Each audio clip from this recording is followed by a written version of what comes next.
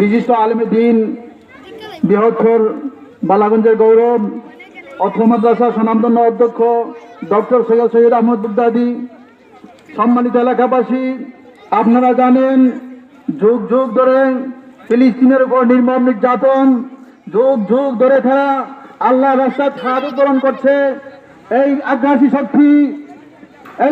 শক্তির হাত থেকে একটি ফিলিস্তিনের নবজাত শিশু বাচ্চাও রক্ষা পাচ্ছে না।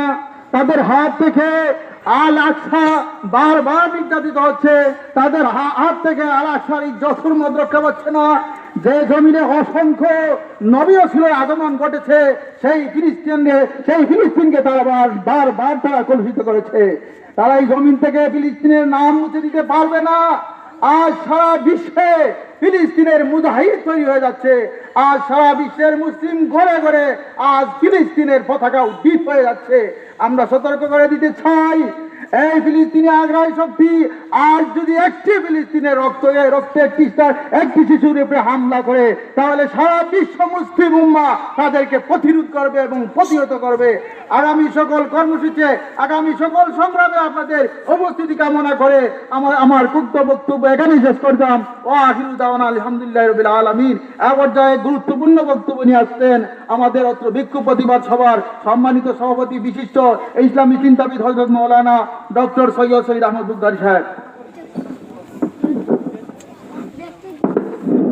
আসসালামু আলাইকুম। আলহামদুলিল্লাহ কাফা ওয়া সালামুন আলা ইবাদিহিল্লাযিনা ইসতাফা। আম্মা বাদ, আউযু বিল্লাহি মিনাশ শাইতানির রাজীম। বিসমিল্লাহির রাহমানির রহিম। ওয়া কানা হাক্কান আলাইনা নাসরুল মুমিনিন। ওয়া ক্বালা আন-নবী সাল্লাল্লাহু আলাইহি ওয়া সাল্লাম আল কুফরু মিল্লাতুন ওয়াহিদা আও কামা ক্বালা আলাইহিস সালাতু ওয়াস সালাম। মোহতারাম মুআজ্জাজ হাজিরিনে কেরাম, আজকের এই সভা এটা ব্যতিক্রম ধর্মী সভা। এটা প্রতিবাদ এবং বিক্ষোভ মিছিল পরবর্তী সভা।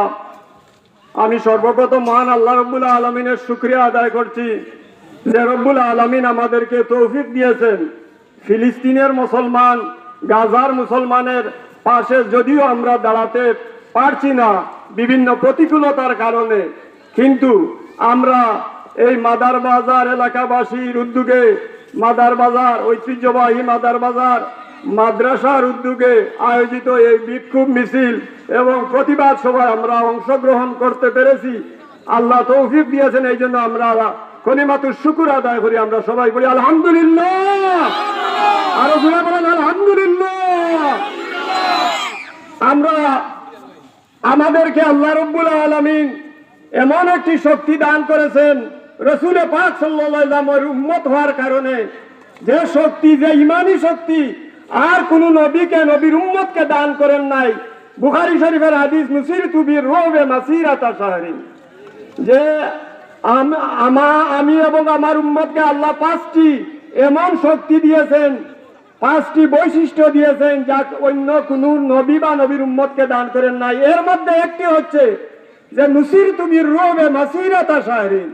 আমরা যদি ইমানি বলে বলিয়ান হয়ে, আমরা যদি নারায়ে তাকবীর আল্লাহু আকবারের হুঙ্কার চালিয়ে তাকবীর দেই, তাহলে ইসলামের দুশমন এরা এক মাসের দূরত্ব রাস্তায় তাদের হৃদে, তাদের হাড়ের মধ্যে কম্পন সৃষ্টি হয়ে যায়। বলেন সুবহানাল্লাহ। আমরা পিছপা হব না। পরবর্তী প্রত্যেক কর্মসূচিতে আমরা একাত্মতা ঘোষণা করব। ঢাকায় সোহরাওয়ার্দী উদ্যানে এই কালের স্মরণকালের সবচেয়ে বড় বিক্ষোভ এবং প্রতিবাদ সভা হয়েছে। দেশের বিশিষ্ট উলামায়ে কেরাম, দেশ বিখ্যাত উলামায়ে কেরাম, ছাত্র জনতা, সর্বশ্রেণীর মুসলমানরা উপস্থিত ছিলেন এবং সেখান থেকে মার্চ টু ঢাকা টু ফিলিস্তিন হিসাবে তারা কর্মসূচি পালন করেছেন। আমরা তাদেরকেও মোবারকবাদ জানাই, ধন্যবাদ জানাই। সর্বশেষে আমি আল্লামা ইকবালের ভাষায় বলতে চাই, ये वाइज कौम की पुख्ता ख्याली ना रही, ये वाइज कौम की पुख्ता ख्याली ना रही, बरकत बेई ना रही, शालाए मकाली ना रही। এই মুসলমান জাতি এমন জাতি যাদের মধ্যে বজ্রাঘাতের মতো গর্জে ওঠার ইমানি শক্তি বিলুপ্ত হয়েছে, সালাউদ্দিন আইয়ুবীর মতো, হযরত উমর রাদিয়াল্লাহু তাআলা আনহুর মতো, বদরের সাহাবায়ে কেরামদের মতো সেই ধরনের ইমানি শক্তি আমাদের মধ্যে অনুপস্থিত। এই জন্য আমরা সেই ইমানি বলে বলিয়ান হতে হবে। এই বরকত বি অর্থাৎ বজ্রাঘাতের মতো গর্জে উঠার ইমানি শক্তি আমাদের তো থাকতে হবে, ঠিক ঠিক কিনা?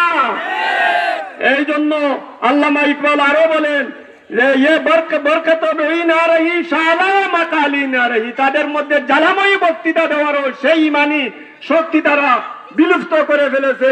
বিজাতির